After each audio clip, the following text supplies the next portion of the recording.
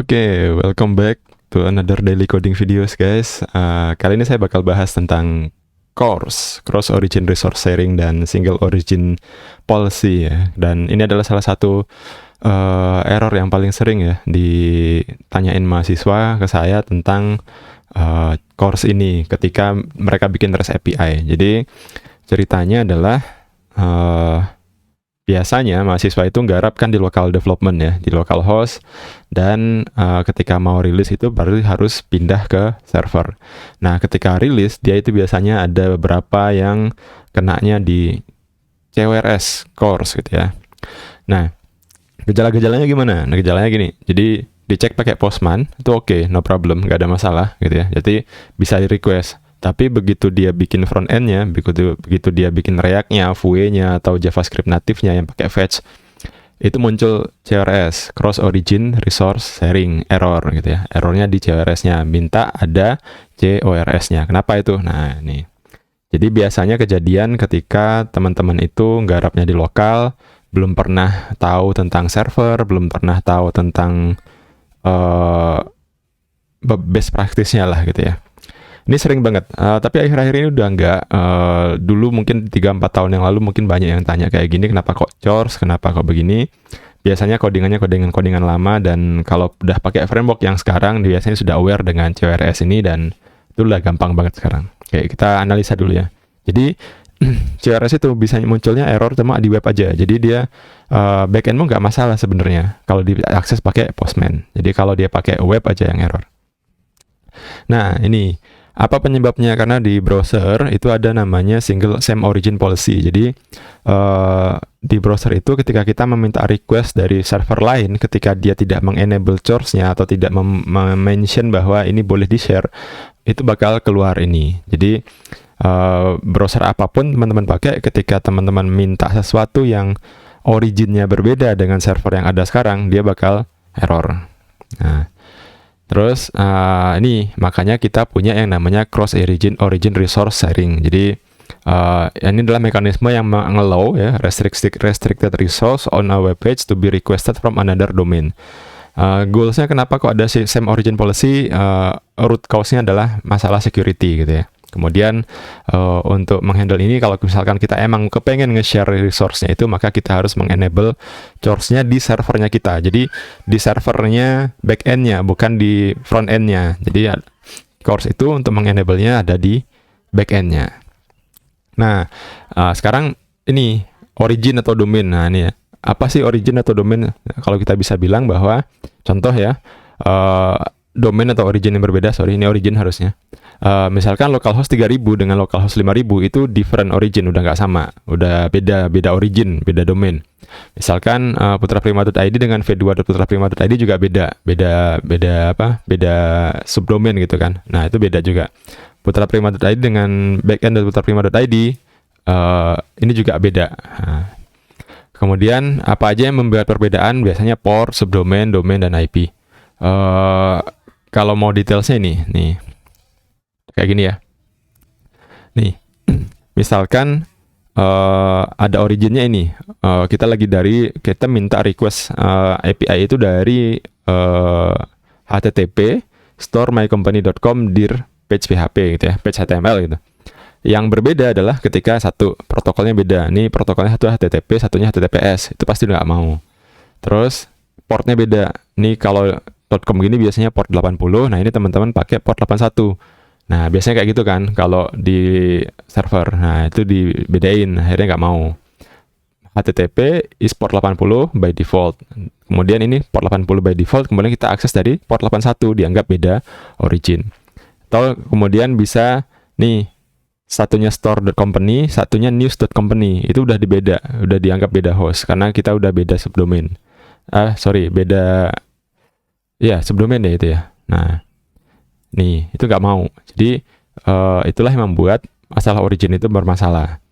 Tapi kalau nyeting codingan backend-nya udah benar, udah emang pengen kayak gitu dari awal, itu nggak masalah sebenarnya. Apalagi dengan framework yang baru, yang sekarang udah pada aware dengan CORS.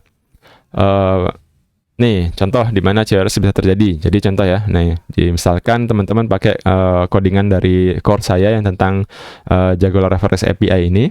Nah, teman-teman bisa ambil codingannya ini di, saya ngedemoin dikit ya.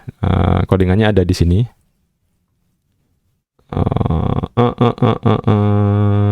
Sebentar. Saya lupa. Udemy API. Oh, Laravel API. Oh ini, Laravel API course. Nah ini. Nah dari sini teman-teman ambil ini di clone terus pindah ke branch yang belakang ya, nomor 10. Nah di sini saya udah setup nih. Nih, saya udah setup Dockernya, Docker PS. Oke, udah jalan. Nah ini sudah ada servernya nih, API di port 8000. Port 8000 ini ada API API/hello. Hello kalau nggak. Ini udah ada. Nah, kita pengen ngakses backend ini dengan port yang berbeda. Jadi contoh misal ada codingan ini, nah, pakai fetch aja di JavaScript ya. Nah, dia minta ke localhost 8000/API/quote. Nah, kalau kita akses pakai Postman, list quote ini sudah bisa diakses nih. Cuma sekarang unauthenticated ya, karena masih ada token yang harus diisi. Misalkan tak login kan, credential invalid. Udah, nggak apa-apa, nggak masalah. Ya, intinya dari Postman dia bisa diakses nih. Tapi ketika saya buka minta list API quote ya, ini kalau teman-teman lihat ya, ini dari Postman ya, case yang tadi nih, case-nya kayak yang ini. Jadi nih di Postman teman-teman cek backend-nya itu oke, responsnya, nah problem. Nah ini kita lihat ya, Postman-nya minta ke /API/quote. Saya punya base URL-nya ikut environment. Saya pakai yang lokal ke localhost 8000 ya, sesuai ya. Kemudian kita ambil list quote. Nah, list quote-nya di-send tes gitu ya. Keluarlah message bahwa 401 unauthorized. Ada message-nya gitu kan. Nah, kalau yang kejadiannya CRS itu gimana? Nih, saya buka ini pakai, sebentar, tak matiin aja. Pakai live server, bawaannya VS Code, diinstal dulu pluginnya. Nah, ini kalau teman-teman inspect, itu code ini bakal muncul yang namanya console error. Nih, kenapa? Cross origin request is blocked. Jadi, yang ngeblok siapa? Yang ngeblok backend-nya, yang ngeblok Laravel-nya. Di sini, yang ini nih yang ngeblok. Tapi kalau ini kita buka dari browser, dia error, diblok. Tapi kalau kita buka dari Postman, kayak gini. Nah, ini biasanya kalau teman-teman ngalamin ini, itu pasti kenanya CRS. CRS-nya gimana cara ngefixnya? Masalahnya itu adalah si browser mintanya single origin policy. Tapi teman-teman belum meng-setup, meng-mention CRS-nya di codingannya. Nah, kalau ikut course saya itu sudah ada ini.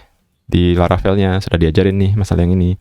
Nah, ini gara-gara CRS.php-nya yang config itu teman-teman salah config-nya. Ya, makanya di sini harus dikasih. Nah, ini ya, kalau kayak gini, di-enable path untuk API /bintang, berarti semua yang ada di belakang API itu boleh CRS. Jadi jangan dikasih bintang juga ya, hati-hati ya.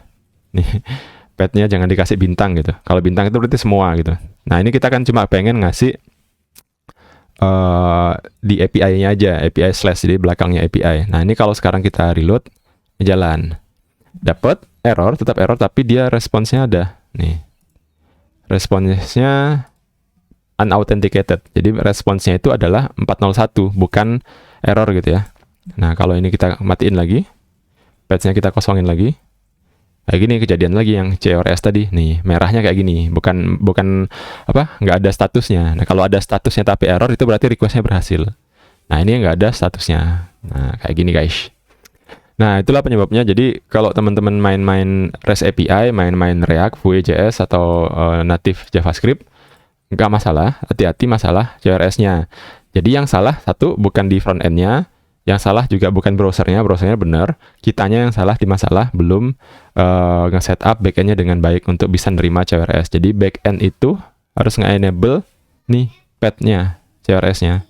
Nih. Jadi path ini ngaruhnya di browser. Kalau di Postman nggak ngaruh apa-apa. Dia jalan-jalan aja nih. Ini kita send dia oke-oke aja. Kita matiin ini. gini, kita send, dia oke-oke aja, nggak masalah. Jadi hati-hati juga kalau teman-teman melakukan API testing gitu ya. API testingnya, API-nya jalan, tapi ketika klien kita itu dari browser, itu nggak mau kalau CRS-nya nggak di-enable gitu. Kalau dari Postman dia enable hijau-hijau aja nih hasil testingnya, bener-bener aja. Tapi begitu kita coba di sini, dia console error. Jadi makanya kalau dari konsepnya testing ada beberapa layer untuk melakukan testing itu tadi. Ya. Nah, ini kalau 401 karena udah kayak gini, udah bener ya. Nah. Oke, jadi ini adalah salah satu kelemahan API testing juga ya. Kalau teman-teman nanti fokus ke QA, API testing bisa ngetes API, tapi kalau kliennya web atau kliennya mana gitu ya, harus di-enable dulu CRS-nya. Jadi bisa jadi API testing itu hijau, tapi di web di tes nggak, di end-to-end nggak jalan gitu. Jadi masalah prioritas saja. Oke, mudah-mudahan mudah dipahami dan bisa bermanfaat buat teman-teman semua.